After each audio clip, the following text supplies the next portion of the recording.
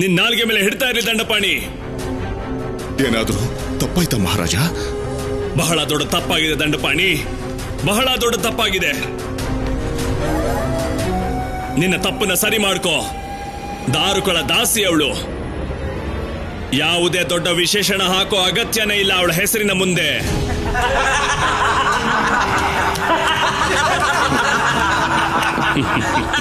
ಯಾರವಳು? ದಾರುಕಾಳ ದಾಸಿ. ಹಾ, ದಾಸಿ, ನಿಜ. ದಾಸಿ? ಯಾರ ದಾಸಿ? ದಾಸಿ ದಾಸಿ.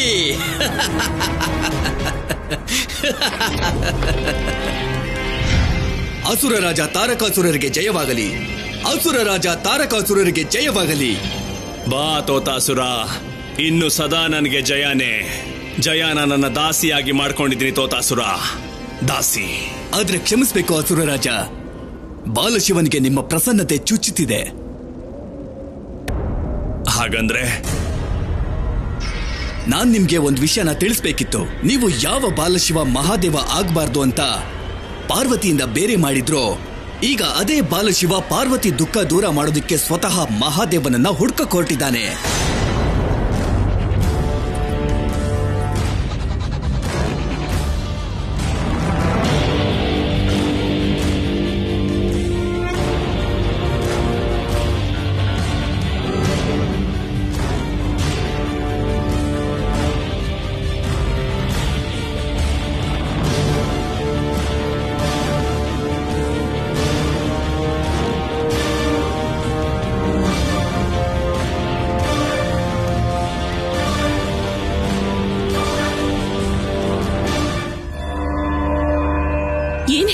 ಮೂರ್ಖ, ನಾನ್ ನಿಜಾನೇ ಹೇಳ್ತಾ ಇದ್ದೀನಿ ಅಮ್ಮ.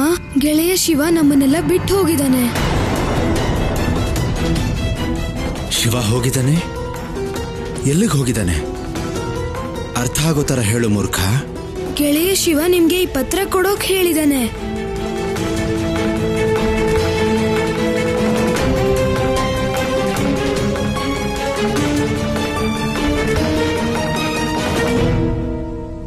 ಶಿವ ಈ ಪತ್ರ ಯಾಕೆ ಕೊಟ್ಟಿದ್ದಾನೆ?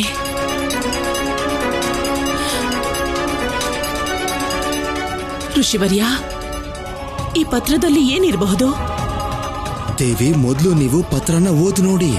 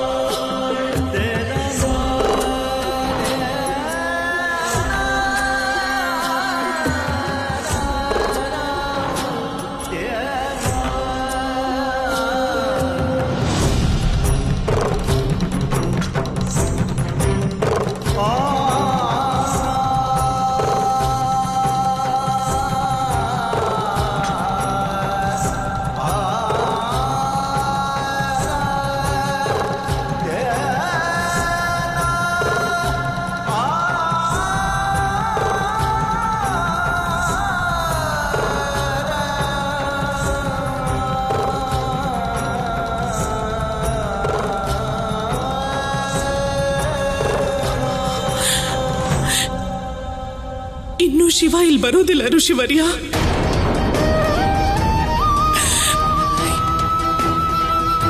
ಯಾವತ್ತೂ ಬರಲ್ಲ ನನ್ನ ಶಿವ. ಯಾಕಂದ್ರೆ ಶಿವನಿಗೆ ಮಹಾದೇವ ಸಿಗೋದೇ ಇಲ್ಲ. ಇಬ್ರು ಒಬ್ರೆ, ಇಬ್ರು ಒಂದೇ ಕಡೆ ಇರೋಕ್ಕಾಗೋದಿಲ್ಲ ಋಷಿವರ್ಯ. ಒಂದು ವೇಳೆ ಯಾವತ್ತಾದ್ರೂ ನನ್ನ ಶಿವನಿಗೆ ಮಹಾದೇವ ಸಿಕ್ಕಿದ್ರೆ ಅದೇ ದಿನ ನನ್ನ ಬಾಲಶಿವನ ಅಂತಿಮ ದಿನ ಆಗುತ್ತೆ. ಯಾಕಂದ್ರೆ ಅದೇ ದಿನ ನನ್ನ ಬಾಲಶಿವ ಮಹಾದೇವ ಆಗಿ ಪರಿವರ್ತನೆ ಆಗ್ತಾನೆ ಮತ್ತು ನನ್ನ ಶಾಶ್ವತವಾಗಿ ಬಿಟ್ಟು ಹೋಗ್ತಾನೆ.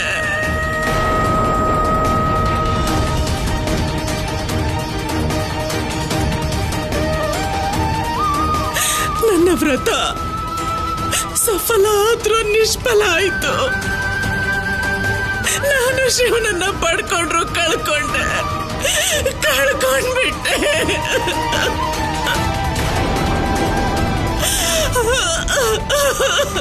ಇಲ್ಲ ದೇವಿ, ಸಮಾಧಾನ ಮಾಡ್ಕೊಳ್ಳಿ. ಹೀಗೆ ಹೇಳೋದು ಸರಿ ಅಲ್ಲ ದೇವಿ.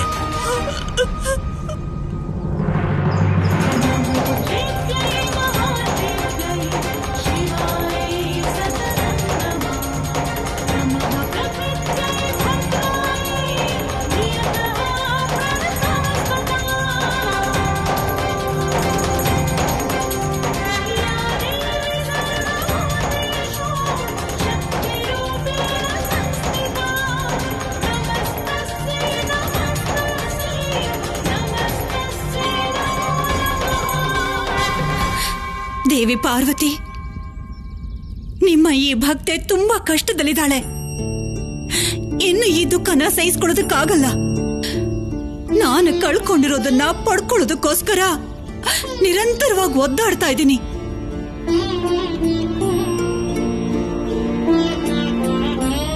ನೀ ಒದ್ದಾಡ್ತಾ ಇರೋ ಹಾಗೇನೆ ದೇವಿ, ನಿಮ್ಮ ದುಃಖದ ಅಂತ್ಯ ನಿಮ್ಮ ಕೈಯಲ್ಲೂ ಇಲ್ಲ, ನನ್ನ ಕೈಯಲ್ಲೂ ಇಲ್ಲ. ಆದ್ರೆ ನನ್ನ ದುಃಖದ ಅಂತ್ಯ ಖಂಡಿತ ನಿಮ್ ಕೈಯಲ್ಲಿದೆ. ಯಾಕಂದ್ರೆ ನೀವು ಆದಿಶಕ್ತಿ, ಪರಮಶಕ್ತಿಗಳಿಗೆ ಸ್ವಾಮಿನಿ. ಆದ್ರಿಂದ ನಿಮ್ಮನ್ನ ಕೇಳ್ಕೊತಾ ಇದ್ದೀನಿ,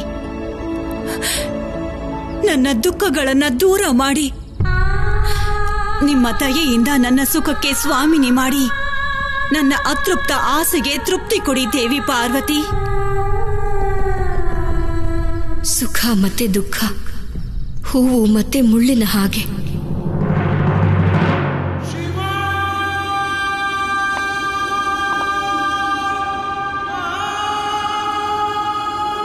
ಪ್ರಭು, ನಿಮ್ಮ ಮುಖದಲ್ಲಿ ಏಕಾಂತದಲ್ಲೂ ಕೂಡ ಒಂದು ಮಂದಹಾಸ ಇರುತ್ತೆ. ಸಂತೋಷ ಅನ್ನೋದು ಮನಸ್ಸಿನ ಒಳಗಿರಬೇಕು ನಂದಿ. ಅದು ನಮ್ಮ ಅಂತರ್ಮನದ ಭಾವನೆಯಾಗಿರುತ್ತೆ. ನಾವು ಶುದ್ಧ ಚೇತನವನ್ನ ಸ್ವೀಕಾರ ಮಾಡಿದ್ರೆ ಯಾರಲ್ಲೂ ಯಾವ ಭೇದನೂ ಇರೋದಿಲ್ಲ.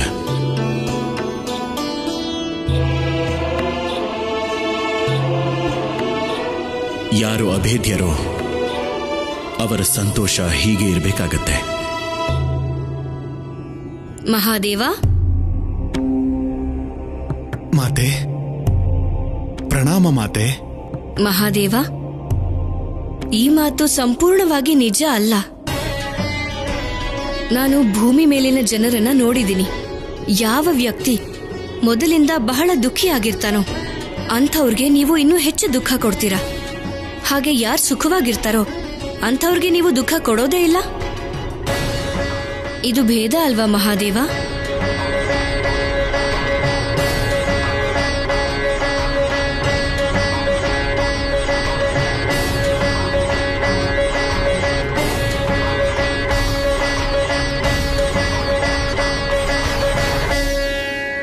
ನಂದಿ, ಹೇಳಿ ಪ್ರಭು. ಇವತ್ತು ನಿಮ್ಮ ಮಾತೆ ಬೆಳದಿಂಗಳ ರಾತ್ರಿಯಲ್ಲಿ ಕೈಲಾಸದಲ್ಲಿ ಆಕಾಶದ ಕೆಳಗೆ ಭೋಜನ ತಯಾರಿಸ್ತಾಳೆ.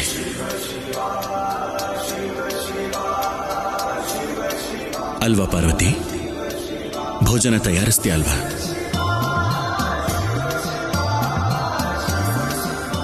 ಇದು ಸ್ವಯಂ ಮಹಾದೇವನ ಇಚ್ಛೆ ಆದ್ರೆ ನಾನು ಖಂಡಿತ ಕೈಲಾಸದಲ್ಲಿ ಆಕಾಶದ ಕೆಳಗೆ ಅಡುಗೆ ಮಾಡ್ತೀನಿ. ನಂದಿ,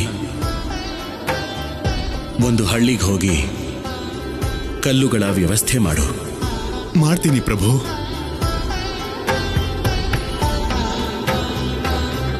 ನಿಮ್ಗೆ ಇದ್ದಕ್ಕಿದ್ದ ಹಾಗೆ ಊಟ ಮಾಡೋ ಆಸೆ ಯಾಕೆ ಬಂತು ಮಹಾದೇವ?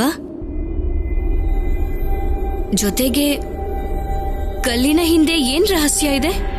ಕಲ್ಲು ಸಮಾಜದ ಪ್ರತಿನಿಧಿಯಾಗಿರುತ್ತೆ. ಅದರ ಸುಖ ದುಃಖದ ಚಿಂತೆ ನಿನಗಿದೆ.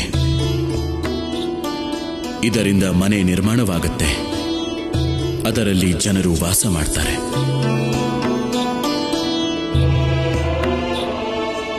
ಗೊತ್ತಾಯ್ತು. ಇವತ್ತು ಇವರೇನೋ ರಹಸ್ಯದ ಆಟ ಆಡ್ತಿದ್ದಾರೆ. ಪ್ರಭು,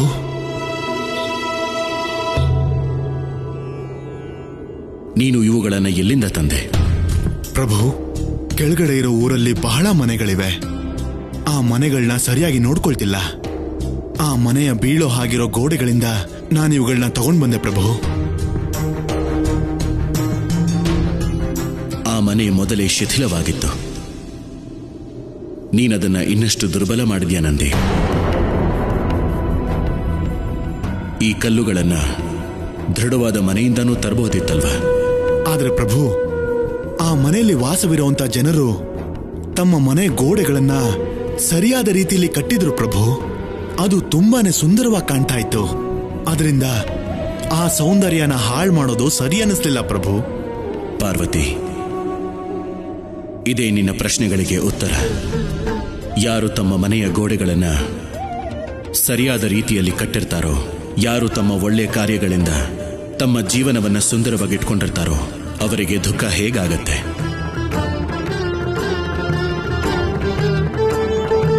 ಮನುಷ್ಯನ ಜೀವನದಲ್ಲಿ ಯಾರು ಸುಖಿಯಾಗಿರ್ತಾರೋ ಅವರು ತಮ್ಮ ಕರ್ಮಗಳಿಂದಾನೇ ಸುಖಿಯಾಗಿರ್ತಾರೆ.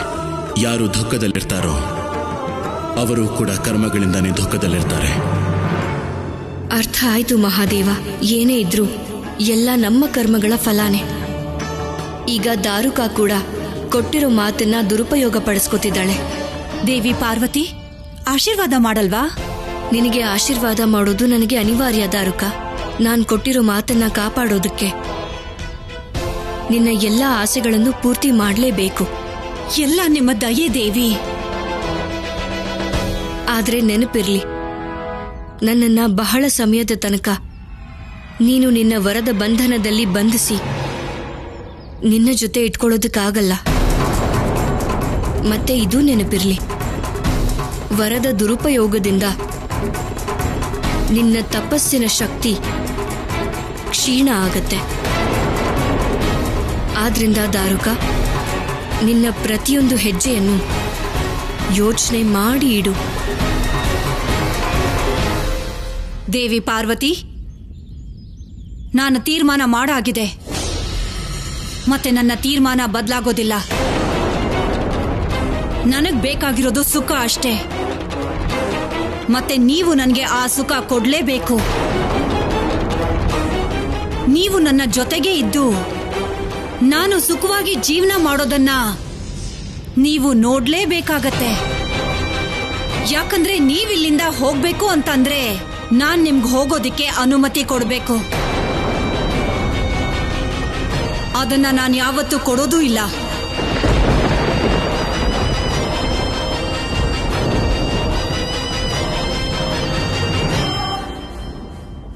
ನನ್ನ ಪ್ರಭು ಮಹಾದೇವನ ಹುಡ್ಕೊಂಡು ಹೋದ್ರ? ಹೌದು ನಂದಿ, ನಿಮಗ್ ಗೊತ್ತಿರ್ಲೇಬೇಕು ಅವನು ಹೋಗೋ ಸ್ಥಳ. ಶಿವನನ್ನ ಹುಡುಕೋದಿಕ್ಕೆ ನನಗ್ ಸಹಾಯ ಮಾಡಿ ನಂದಿ. ಅವನನ್ನ ಕರ್ಕೊಂಡ್ ಬನ್ನಿ. ನಿಮಗೂ ಗೊತ್ತಿದೆ, ಮಹಾದೇವ ಶಿವನಿಗೆ ಯಾವತ್ತೂ ಸಿಗಲ್ಲ. ಮತ್ತು ಈ ಹುಡುಕಾಟದಲ್ಲಿ ನನ್ನ ಬಾಲಶಿವ, ನನ್ನ ಮಗ ಕೇವಲ ಹುಡುಕ್ತಾನೆ ಇರ್ತಾನೆ. ಈ ಹುಡುಕಾಟ ಪೂರ್ತಿ ಆಗಲ್ಲ ನಂದಿ.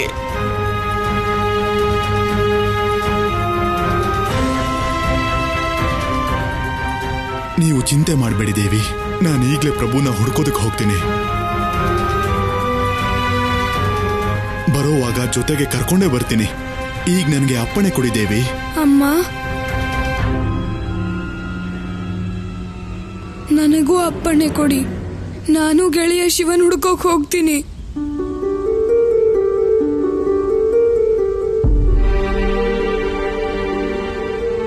ನೀನ್ ಹೋಗಿ ಏನ್ ಮಾಡ್ತೀಯ ಮೂರ್ಖ? ನೀನಿನ್ನೂ ಚಿಕ್ಕವನು. ನಂದಿ ಹೋಗ್ತಿದಾರಲ್ಲ, ನಂದಿ ಶಿವನನ್ನ ಕರ್ಕೊಂಡ್ ಬರ್ತಾರೆ ಮೂರ್ಖ. ಬೇಡ ಅಮ್ಮ, ನನ್ನ ತಡಿಬೇಡಿ. ನಾನು ಶಿವನ್ ಗೆಳೆಯ, ಆಪ್ತ ಗೆಳೆಯ. ಗೆಳೆತನದ ಧರ್ಮನೇ ಗೆಳೆಯನ ಸುಖ ದುಃಖದಲ್ಲಿ ಜೊತೆಯಾಗಿರೋದು.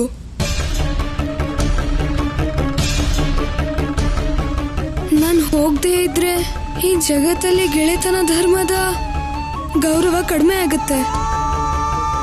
ನನ್ನ ಜೀವನದ ಸಾರ್ಥಕತೆ ನಾಶ ಆಗ್ಬಿಡುತ್ತೆ ಅಮ್ಮ.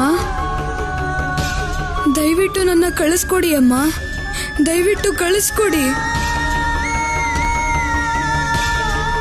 ದಯವಿಟ್ಟು ನನ್ನ ಕಳಿಸ್ಕೊಡಿ ಅಮ್ಮ, ನನ್ನನ್ನ ಕಳಿಸ್ಕೊಡಿ ಅಮ್ಮ. ಬೇಡ ಅನ್ಬೇಡಿ ಅಮ್ಮ.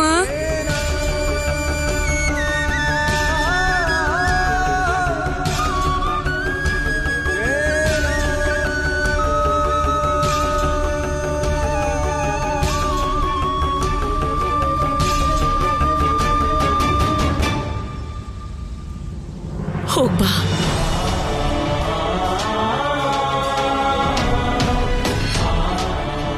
ನಾವಿನ್ನು ಹೊಡ್ತೀವಿ ದೇವಿ. ನಡಿ ಮೂರ್ಖ.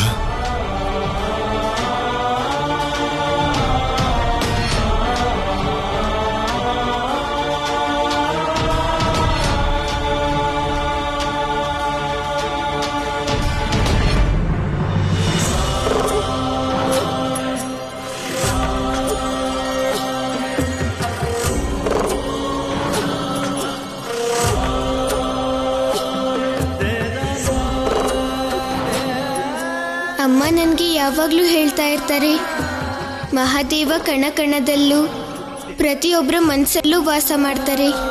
ಮತ್ತೆ ನನಗೆ ಧ್ಯಾನದಲ್ಲೂ ಕೂಡ ನೀವಿರೋ ಅನುಭವ ಆಗ್ತಾ ಇರುತ್ತೆ. ಆದರೆ ಪ್ರತ್ಯಕ್ಷವಾಗಿ ನಾನು ಯಾಕೆ ನಿಮ್ಮನ್ನ ತಲುಪೋಕ್ಕಾಗ್ತಾ ಇಲ್ಲ ಮಹಾದೇವ? ದಂಡಪಾಣಿ, ಹೇಳಿ ಮಹಾರಾಜ. ನೀನು ಆಚಾರ್ಯ ಅಲ್ವಾ ದಂಡಪಾಣಿ? ಒಂದು ವಿಷಯ ಹೇಳು. ಮೃಗ ತನ್ನ ಕಸ್ತೂರಿನ ಯಾವತ್ತಾದ್ರೂ ಹುಡ್ಕೋದಕ್ಕೆ ಸಾಧ್ಯನಾ?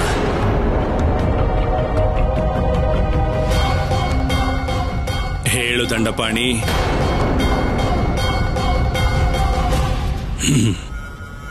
ಸರಿ ಉತ್ತರ. ಈಗಿದನ್ ಹೇಳು. ಒಂದು ಮೃಗ ತನ್ನ ಕಸ್ತೂರಿನ ಯಾತಕ್ಕಾಗಿ ಹುಡ್ಕೋದಿಲ್ಲ? ಯಾಕಂದ್ರೆ ಅದು ಕಸ್ತೂರಿನ ಹೊರಗಡೆ ಹುಡುಕುತ್ತೆ, ಆದರೆ ಕಸ್ತೂರಿ ಅದರ ಮೈ ಮೇಲೆ ಇರುತ್ತೆ.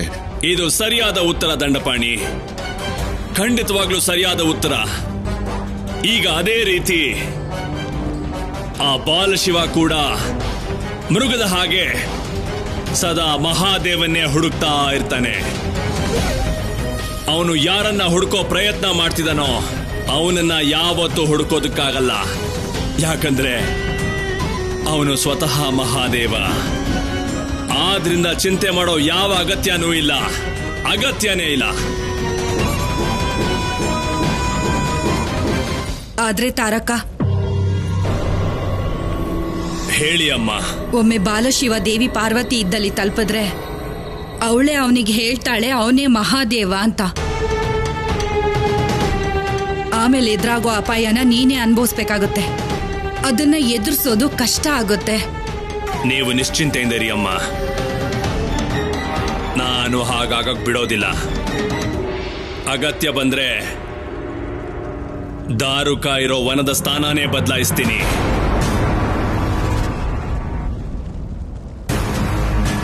ದಾರುಕ ವನನ ಎಲ್ಲಿಗೆ ತಗೊಂಡು ಹೋಗ್ತೀಯ ತಾರಕ?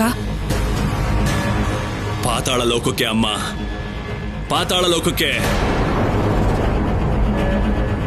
ನಾನು ಒಂದು ಸಲ ದಾರುಕ ಇರೋ ವನನ ಪಾತಾಳ ಲೋಕಕ್ಕೆ ತಂದುಬಿಟ್ಟೆ ಅಂದ್ರೆ ಆಗ ಪಾರ್ವತಿಯ ಸಂಪರ್ಕ ಬಾಲಶಿವನಿಂದ ಮುರಿದು ಬೀಳುತ್ತೆ. ಅವಳ ಸಂಪರ್ಕ ಬಾಲಶಿವನಿಂದ ಮುರಿದು ಬಿದ್ರೆ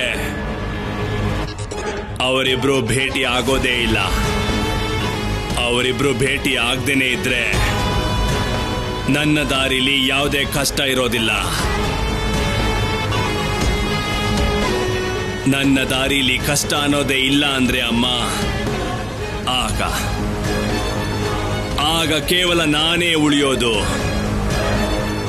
ಅಜರ, ಅಮರ, ತ್ರಿಲೋಕ ವಿಜೇತ ತಾರಕಾಸುರ. ಹರ ಹರ ಮಹಾದೇವ, ಹರ ಹರ ಮಹಾದೇವ. ನಂದಿ, ನೀವು ಕಣ್ಮುಚ್ಕೊಂಡು ಗೆಳೆಯ ಶಿವನ ಹೇಗ್ ಹುಡುಕ್ತೀರಾ? ಪ್ರಭು ಸದಾ ಕಣ್ಣು ಮುಚ್ಚಿದಾಗ್ಲೇ ಕಾಣೋದು ಮೂರ್ಖ. ಮತ್ ನನಗೆ ಅವರು ಇಲ್ಲೇ ಇರೋ ಅನುಭವ ಆಗ್ತಾ ಇದೆ.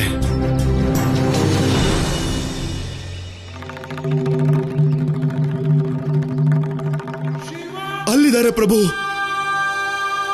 ಪ್ರಭು ಪ್ರಭು ಪ್ರಭು ಪ್ರಭು ಪ್ರಭು